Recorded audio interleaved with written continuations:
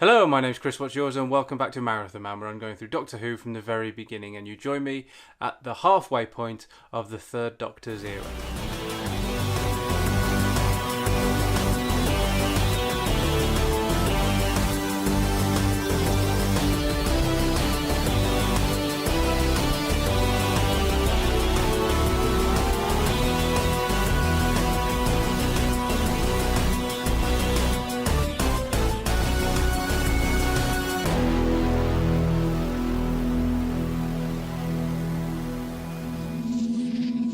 As with the Time Meddler, as with the Mind Robber, I first experienced the Sea Devils as part of a season of Doctor Who repeats in 1992. And that season of repeats in 1992 is responsible for a lot of very fond memories.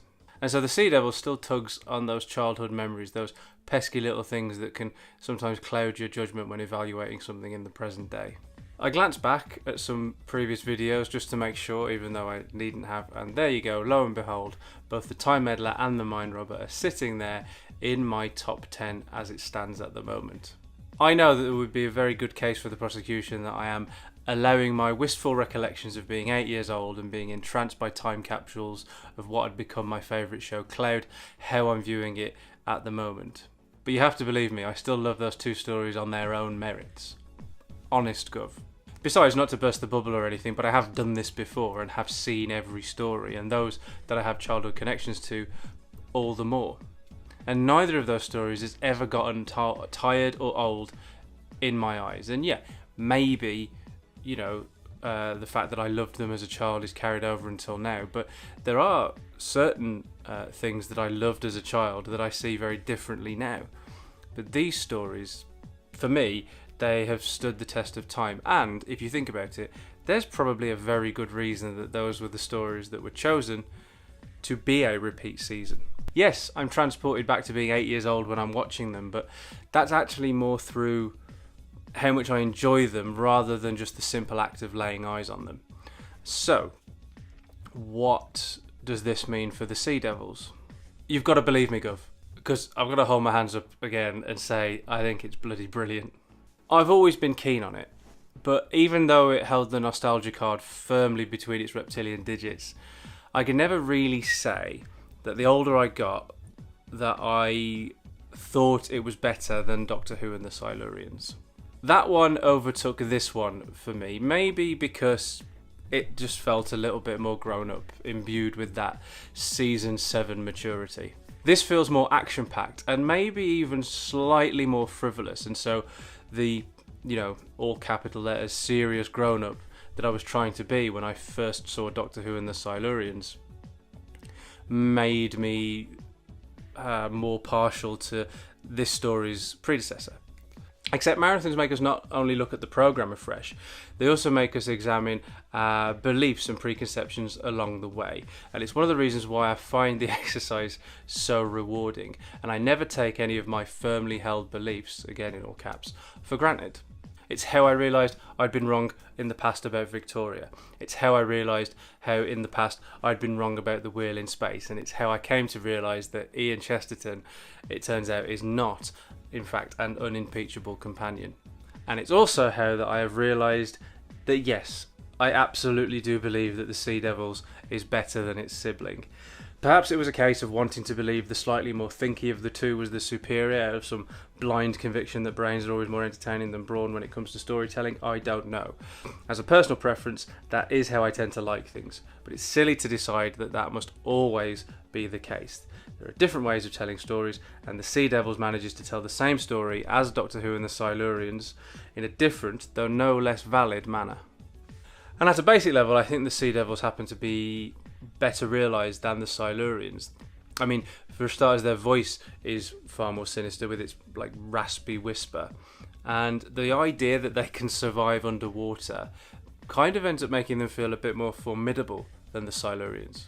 Now, the brilliance behind Hulk's concept of the Homo Reptilia, or Dino Men, as the Marathon section of Gallifrey Base came to call them for a little bit, because the stories hinge on the brink of war, when peace is so very nearly within reach, the Sea Devils and the Silurians aren't just viewed as enemies, they're sort of framed as well as potential allies, in that it dares you to imagine what a world would look like if Homo sapiens and Homo reptilia, dino men, can coexist. That they are, or seem to be, greater opponents than the Silurians. The Sea Devils also then, by definition, come across like they would be greater allies. And this has the effect of making the stakes feel higher this time around, something I'd never really felt before. If they are that strong against and could be that strong with, then there's more to strive for, something which swept me up in the story in a way I hadn't ever been before. And that's something I just noticed this time, Gov, I swear. Plus, the story itself seems more streamlined. There's no 11th hour plague padding, but having one episode fewer and with the Master added to proceedings, there's really no need. Told in something of a less intellectual way than its predecessor, and with a greater focus on action and spectacle, it all comes out in the wash as pacier and more exciting. So while I don't dislike Doctor Who and the Silurians by any stretch, it was until recently in the top 10 if you remember, I do have to concede that these days its sequel has surpassed it. Not just in the ways I've mentioned either. There is an atmosphere and an identity to this one which are stronger and far more immediate than present in the earlier story, and, as it happens, a lot of other stories. And the leeway granted by the Navy during filming, as well as like the extensive location shooting, really help no end.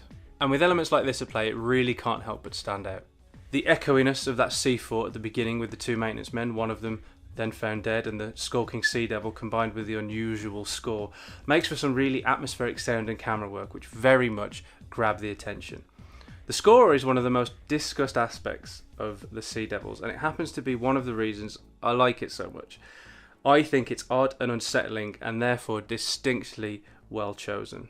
And while the less thinky, more doey approach to the storytelling and the design aspects do work in this story's favour, I'm not entirely sure that they surpass what I think is this story's greatest ace up its sleeve, and that is the cast.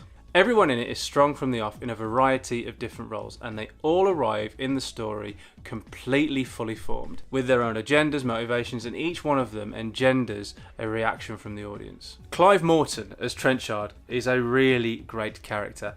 I have an almost visceral reaction to him in that the character feels like he's bordering on being a grotesque. His voice is grating, his face is screwed up by its bitterness, and his attitude isn't just deplorable, it's frustrating. When he is stalling for time while the Master steals the gear he needs, he is so infuriating, babbling on about golf, etc., that I find myself actively annoyed by him. He provokes such a reaction from me that his part in the story becomes one of the most interesting. When it becomes apparent that he's been tricked by the Master, he's still such a prick that I don't much care. So he was a patriot, was he? And the Master used that against him, did he?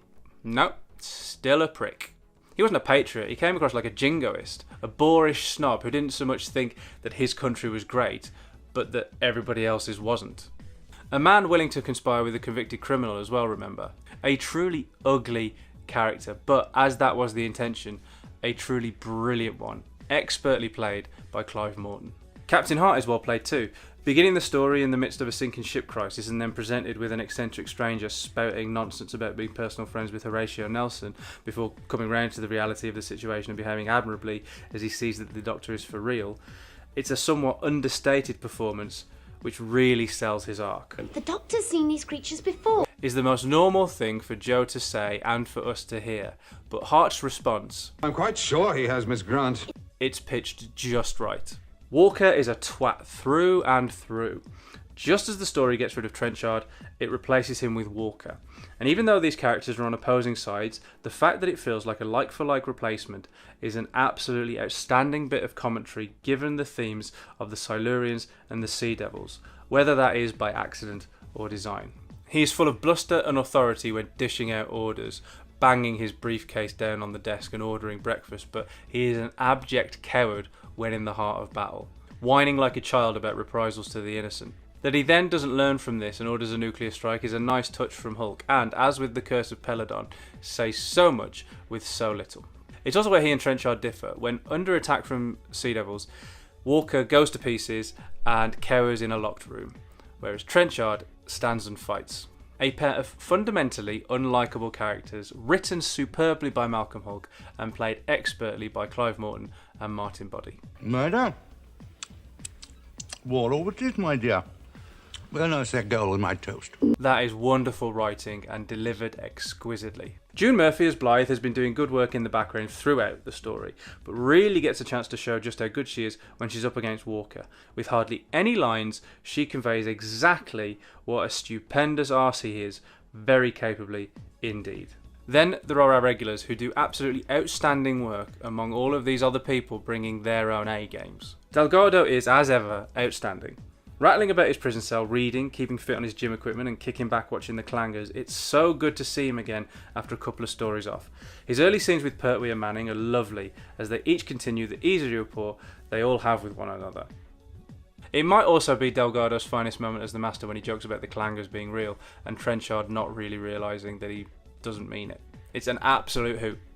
Pertwee continues to be the Doctor I want him to be. Waltzing into the naval base and breezily asking to see the commanding offer is exactly the sort of thing I want to watch him doing, and his friendship with Joe is continuing along the right lines. The sandwich business could be unfortunate in ways we've seen in the past, but luckily it's pitched directly as comic this time, so I find myself getting on with it better. It doesn't come with a performance from Pertwee that's too abrasive or vicious. However, I do believe that it's Manning's performance that sells that moment far better than Pertwee's, just so I'm clear. I'm so sorry. And lastly, Jo. She actually gets to kick some ass here as well this time when she beats up the prison guards. She's finally being treated with the respect she deserves by the show and is now firing on all cylinders as a character, matching Manning, who has been firing on all cylinders since she jumped aboard. Character has caught up with performance, and that way magic is made. So I think my point about the Sea Devils is there's absolutely no duff performances, unless you count Stuart Fell doubling as Joe coming down the ladder. With it being 3 for 3, I'm still absolutely adoring the stories that I watched as part of that 1992 repeat season as an 8-year-old. I'm coming to the conclusion that it's less childhood nostalgia why these stories are so good, and more, like I said, the fact that they just chose really good stories for that repeat season. Incidentally, watching this directly after The Mine Robber in 1992 as a child, obviously I was going to think that the Master was the same Master as from the Land of Fiction, and I did for a really long time. 317 episodes down now, and I'm halfway through both Pertwee's and Manning's time on the show, and that feels like a checkpoint, and therefore it kind of gave me reason to take stock of how far the show has come at this point. Doctor Who is no longer the show that it was, that's for sure. It's not even the show it was at the beginning of Pertwee's tenure. This is a contemporary story set on Earth, and the only regulars are the Doctor and Joe, and I suppose the Master. Unit are around. Unit are here in this time setting, and they're nowhere to be seen. So while we've started travelling the cosmos, we are also starting to move away from, I guess, like the foundations of what this era were when it began. It's gradually morphed again. But that's okay. It won't be the show I'm currently watching forever either. It shifts as it continues, and that's as it should be. I really, really like the sword fight. It's fun. For one night only, Stuart Fell as Joe Grant.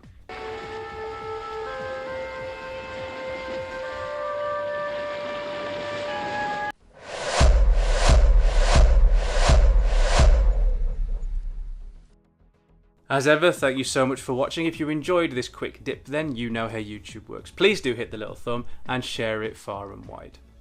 And what do you think of the Sea Devils? Is it a superior sequel, or can it not hold a candle to Doctor Who and the Silurians? Is the strange score an obstacle, or do you find it bonkers and brilliant? Let me know in the comments below, and I'll see you back here soon for a trip to the 30th century. So if you don't want to miss that, hit the subscribe button, clang the cloister bell, and I'll meet you on Solos.